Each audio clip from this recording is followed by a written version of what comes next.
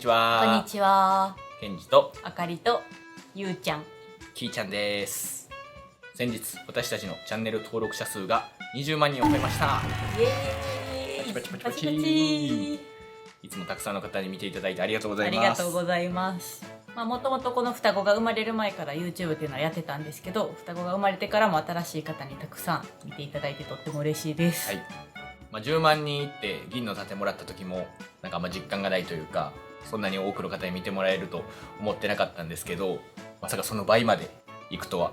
本当に皆さんのおかげです。ありがとうございます。ありがとうございます。ということで今回は20万人を記念して Q&A 動画を久しぶりに撮りたいと思います。いつも節目の時 YouTube ライブとかしてたんですけど、ちょっと双子がいるんでなかなかライブが難しいので、今回は事前にインスタグラムで質問を募集してそれにお答えする動画を撮りたいと思います。はい。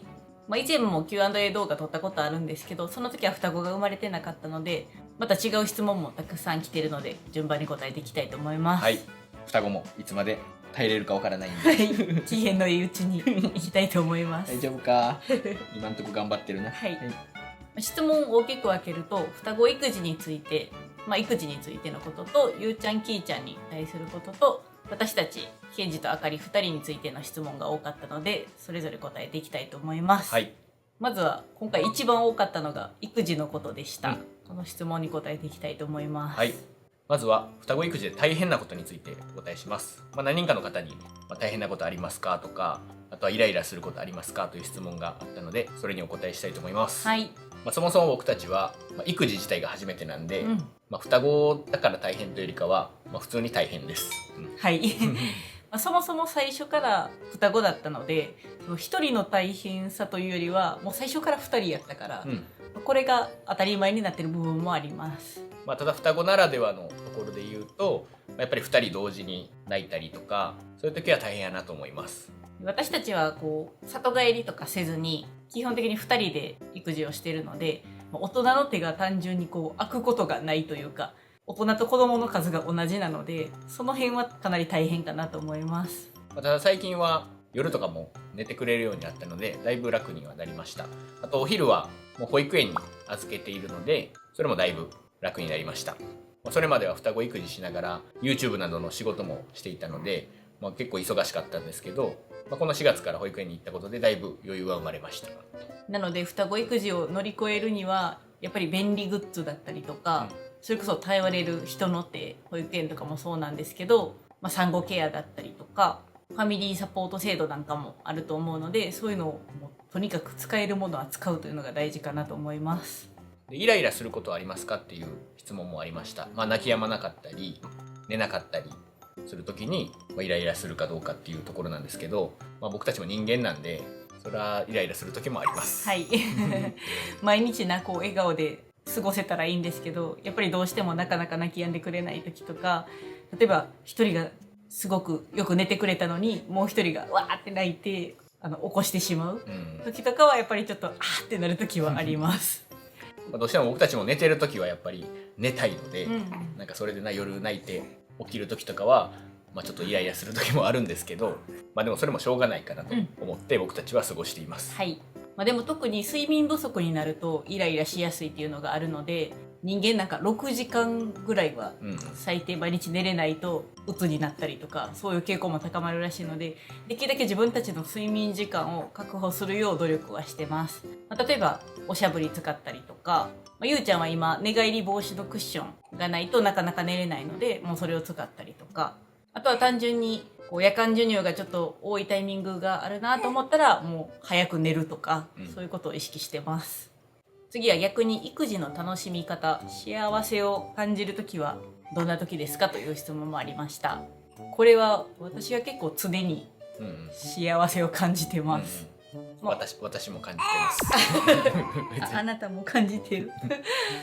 一人でも可愛いとは思うんですけど、やっぱり双子で2人並んでると可愛さも倍というかもう倍以上、よく双子は言うと思うんですけど、なんか倍以上の可愛さはあるなと思います。服とかもお揃いでしたりしてるんで笑ってる楽しそうなんかそれが横に並んでるとやっぱり可愛いなと思います。はい、でまだ今それぞれのことは認識してないけど、そのうちこう2人で遊んでる姿とか見たらまた可愛さが増すんやろうなと思ってます。で育児の楽しみ方なんですけど、これはなんかすごい小さいことをなんか喜ぶというか、親同士が共有するっていうのも大事なのかなと思います。赤ちゃんってすごい成長が早いと思うんですけど、毎日見てるとやっぱりちょっとしたことの変化とか、これできるようになってるとか、そういうことをなんか一人で消化するんじゃなくて誰かと共有できたらすごい楽しさが増すんじゃないかなと思います。日々2人で楽しんで育児できてるなとは思います。はい。しょうがない。あとは息抜きの方法はだったり、大人2人の時間は取れてますかという質問もありました。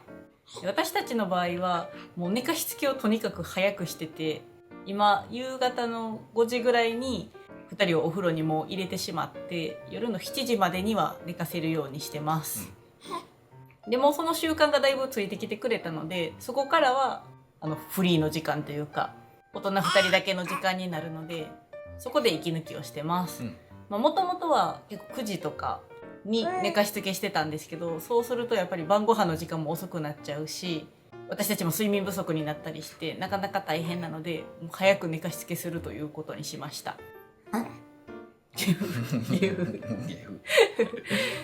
で今はもう夜もだいぶ寝てくれるようになって、もう7時ぐらいに寝かしつけて、そこから9時間10時間はもう通しでだいたい寝てくれます。だから夜自分たちがご飯食べる時とか、あと余暇の時間というか、そういう時間は取れてます。はい。その時に2人でバラバラにゲームしたりとか、一緒に映画見たりとか、そういう時間は取れてるので、息抜きはできてるのかなと思います。はい。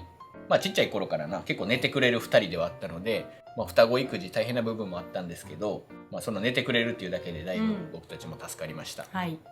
双子の妊娠が分かった時、一番最初どんな気持ちになりましたかという質問もありました。これは純粋にすごく嬉しかったです。なんとなく双子に憧れてた部分もあったし、周りにも双子のお母さんがいて、もちろん大変さは聞いてたんですけど、2人並んでる可愛さとかな、そういうのも知ってたんで、すごい嬉しかったです。病院では双子のリスクとかなんかそういう話もいろいろあったんですけど、とにかくでも双子ですごい楽しみやなっていうのがもう第一印象でした。はい。2人とも小さく生まれたんですけど、特にゆうちゃんの方が 1800g 台で生まれて1ヶ月間 NICU に入っていました。で質問くださった方で、娘さんが3ヶ月間 NICU で過ごしましたと。で小さく生まれて心配なことはありましたかという質問をいただきました。はい。もちろん普通の子に比べると小さかったんで、なんかその発達の面だったりとか心配なことはあったんですけど、なんかそれどころじゃなかったというか最初は初めての育児もあって、双子っていうこともあって、すごいバタバタしてる部分もあったんで、なんか心配なことよりもその忙しさとか、あとは普通に成長していく様子が可愛かったんで、可愛さの方が勝てたかなっていう感じです。今後もゆうちゃんはまだ成長曲線に入ってるか入ってないかぐらいのギリギリのところなので、今後もしかしたらそういう心配なこと出てくるかもしれないんですけど、すごい今元気に過ごしてくれてるので、今のところはそこまで心配してないです。NICU に入ってる時も最初呼吸が安定してなかったりとか、ミルクをあまり飲めない、口から哺乳できなくて鼻からチューブでミルクを入れてたりとか、そういうこともしてたんですけど、とはいえ、元気に動いてたし、本人なりに少しずつ成長してくれてたので、心配ではあったんですけど、見守る形で大きく自分たちが不安になったりとか、そういうことはせず過ごしていました。はい。多分 NICU に入る入らないとか、小さく生まれたからとか関わらず、なんか我が子のことだとやっぱりどうしても心配になることってすごく多いと思いますが、私も実際そうだったんですけど、なんかもうそれぞれのペースがあるし、私たちの場合は双子で同じような環境で同じように育ててもやっぱり違い、それぞれの個性とかあるなって思うので、もうあんまり気にせずに、育て方が悪いんちゃうかとかそういうのはあまり気にせず、本人たちが楽しく成長してくれたら一番かなと思って過ごしてます。あとはベビーアイテム、育児グッズの質問がいくつか来てました。まず一つは、出産前にこれだけは揃えておけというものはありますかという質問です。これは大物は揃えておいた方がいいかなって私は思います。例えばベビーカーとか、チャイルドシート、こういうのはなんか組み立てだったりとか使い方とかそういうのが大変な部分があると思うので、それは生まれる前に用意しておいた方が安心かなと思います。それ以外のものに関しては正直生まれてからでいいのかなと思ってます。私たちも双子っていうことと、あとちょっと小さく生まれるかもっていうことで、あんまりなんか最初からこう揃いすぎても使わなくなるかもしれないよって助産師さんに言われてたので、哺乳瓶とかも生まれてから実際産院で使ってたものをそのまま買ったりしました。今はネットとかあるから、すぐに注文できると思うので、あまり最初から逆に買いすぎない方がいいのかなとも思います。育児してる中でこれ不便やなみたいな、これがあった方が便利やなって思った時になんかいろいろ揃えたり買うようにしてます。はい。なのでどっちかっていうと最初から何でも買いすぎると、それも合う子合わない子があると思うので、その子に合わせたものを買うのが一番じゃないかなと思います。以前双子育児グッズのおすすめ動画っていうのも上げてるので、そちらもぜひ参考にしていただければと思います。はい。育児に関しては最後の質問なんですけど、ゆうちゃんきーちゃんを連れて行ってあげたい場所や見せたい景色などはありますかとあとは旅の予定はありますかという質問もいただいてます。はい。連れて行ってあげたい場所で言うと、もうほんまにここではあげれないぐらいいろんなところに連れて行きたいなと思ってます。はい。僕たちが楽しそう。僕たち自身ももともと旅行好きで、海外含めいろんな場所に旅行してました。で4年前には2人で日本一周もしたんですけど、同じような経験を2人にもさせてあげたいなと思ってます。日本の綺麗な景色とか、もうちょっと大きくなったら海外旅行とかも一緒に行っていろんな刺激を与えてあげたいなと思ってます。はい。今は泊まりの旅行って行けてないんですけど、もうちょっと大きくなったらもう泊まり行きたいな。ご機嫌やね。泊まりの旅行も行きたいし、行きたいな。もうちょっと長期で旅行とかも行きたいなと思ってます。はい。また今後旅することがあればその様子は随時 YouTube でも上げていきたいなと思ってます。はい。以上が双子育児の質問でした。はい。ゆうちゃんすごいご機嫌です。なんかすごい笑って喋って動いてる。参加したい。喋りたいねんな、ゆうちゃんも。最近おしゃべりやから私にも喋らせろと言ってます。続いてはゆうちゃんきーちゃんに対しての質問です。はい。じゃあ2人の名前の由来についての質問がありました。ちょっと本名は公開してないんですけど、どうやって決めたかなどをお話ししようと思います。まずこの名前が決まったのは2人の性別が分かった次の日には決まってました。それまでも2人で名前について話すことはあったんですけど、そこまでこれっていう名前はなかったんですが、なんか性別が分かった日の夜に、もうこの名前やみたいなのが降りてきました性別分かった時にこのきーちゃんの障害も分かったんで、どっちかというと先にきーちゃんの方の名前が決まりました。はい。その性別と、その障害のことも踏まえて、あかりが降りてきたらしいんですけどこういう名前がいいかなっていう、なんか願いを込めてつけたみたいな感じで、で2人一文字同じ漢字が入ってます。であかりが名前降りてきて、その漢字の話もしたんですけど、僕も同じようにその漢字を入れたいなと思ってました。でそこでもう意見が一致したんで、まずきーちゃんの名前がそこで決まり、ゆうちゃんの方はもともと前もって考えてたいくつか候補の中というか、こういう名前いいなっていう中にあった名前にしました。はい。双子の名前っていろんな付け方があって、音の響きが似てる名前にしたりとか、いろいろ決め方あると思うんですけど、ゆうちゃんきーちゃんの場合は名前は割と違う名前になってます。はい。ただ同じ漢字を使っているので、そこに共通点を持たせている形です。あとはゆうちゃんときーちゃんはケンジとあかりどっちに似てますかという質問も結構来ました。普段のコメントで多いのは、きーちゃんはあかりにで、はい、ゆうちゃんはケンジにだという意見が結構多いんですけど、基本的には僕たちもそういう風に捉えてます。はい。ただなんか結構それぞれに似てる部分があるなと思ってます。だからなんか一概にどっちにというよりは、どっちもそれぞれパーツを取っていった感じそれぞれ似てるなと思います。ただやっぱ一番印象を決めるこの目が、そのさっき言ったみたいにきーちゃんはあかりに似てて、ゆうちゃんは僕の目に近いと思うので、そういう風に感じる方も多いのかなと思います。はい。ただそれぞれのパーツ自体を見ていくと、このフォルムというかこのひーちゃんの丸さっていうのは多分僕の方に似てると思うし、ゆうちゃんの顔の形とかは私の小さい時にすごい似てるので、ほんまそれぞれに似てる部分があるなっていう感じです。なんかうまい具合にこう2人違う部分をこうミックスしていった感じです。はい。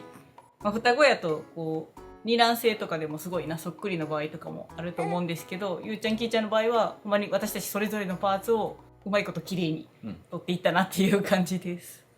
また2人それぞれの可愛いところ、チャームポイントについて質問が来てました。まず2人とも髪型がチャームポイントです。ゆうちゃんは結構最初はそんなに特徴ないかなと思ってたんですけど、最近はすごい前髪が揃って生えてきて、なんかカットしたみたいになってて面白いです。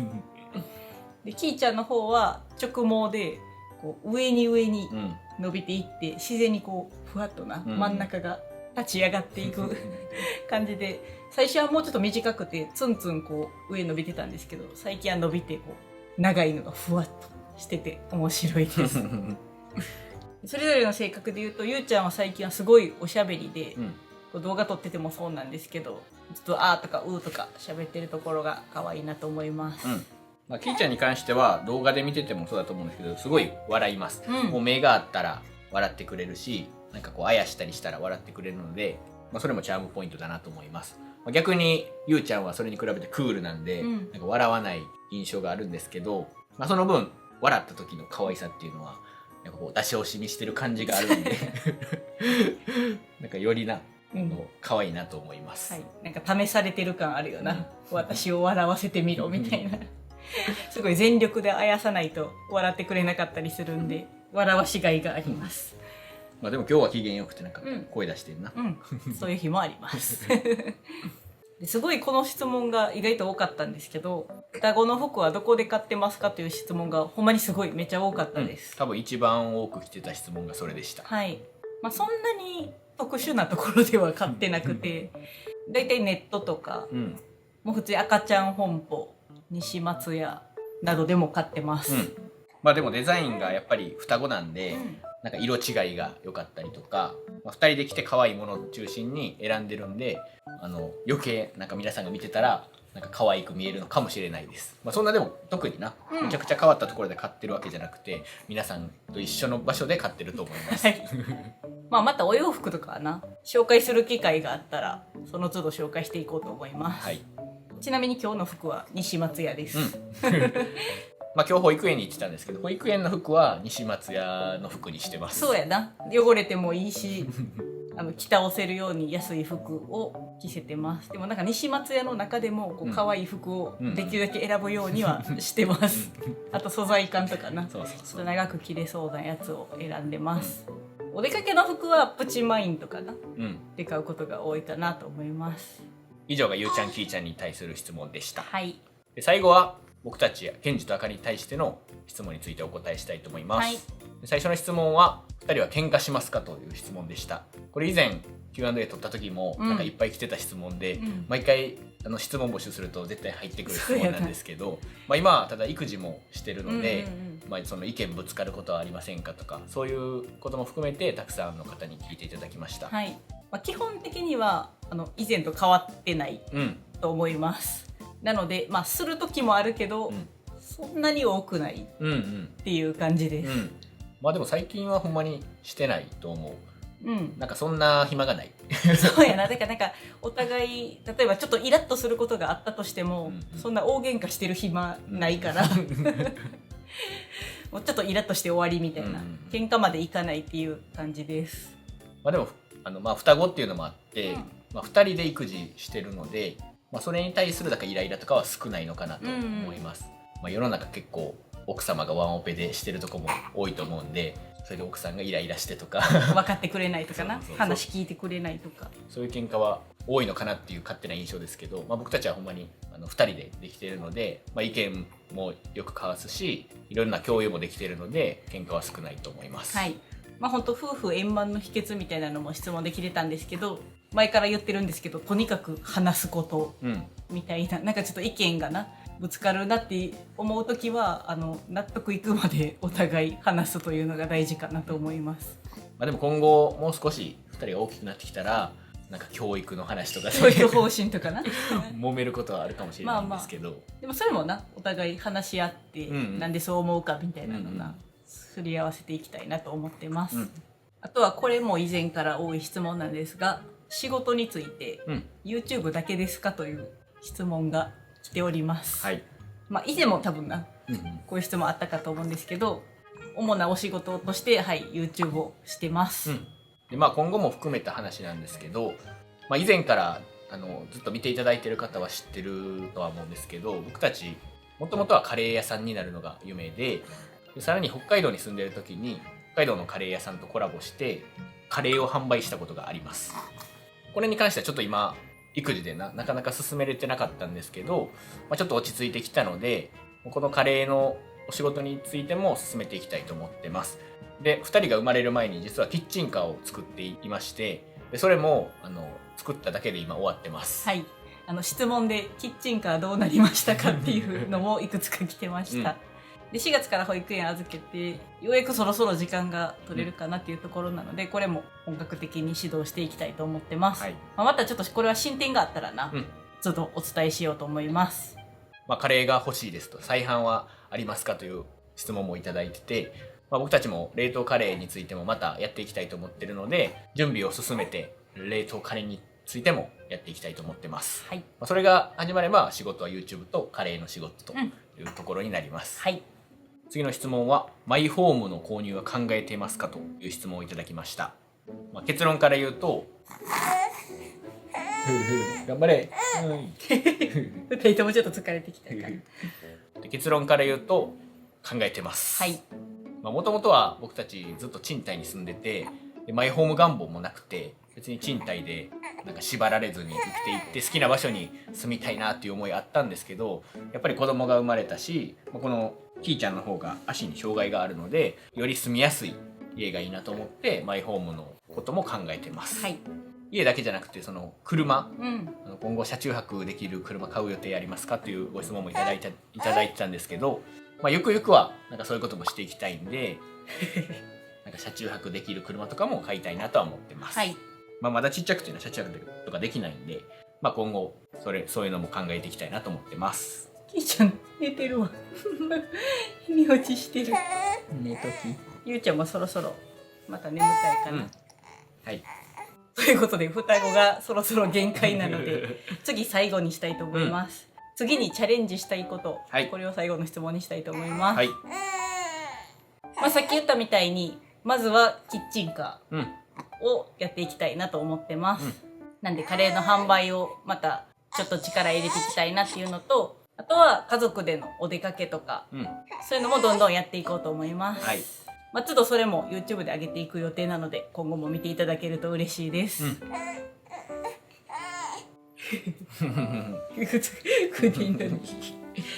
ということで以上20万人を記念しましてご質問にお答えしました。はい。ゆうちゃんきーちゃんがもう限界に近いのそれ頑張ってくれたな。ありがとう。ありがとう。答えきれなかった質問とかもあるので、またインスタのストーリーの方で回答したり、また時々質問募集して答えていきたいと思いますので、インスタの方も見ていただけると嬉しいです。はい。本当にこんなにたくさんの方に見ていただけるとも思ってなかったので、本当にありがたいです。ありがとうございます。ありがとうございます。引き続きよろしくお願いします。お願いします。それでは最後までご視聴いただきありがとうございました。ありがとうございました。バイバーイ。バイバーイ。頑張った。頑張りました。いい子にしてたな。ちょっと暑かったな。肌着マン。賢いね君たち。撮影しててもおとなしくして、ゆうちゃんは暴れてたけど飽きてたな途中で。多分動きたかったやと思う。お疲れ様でした。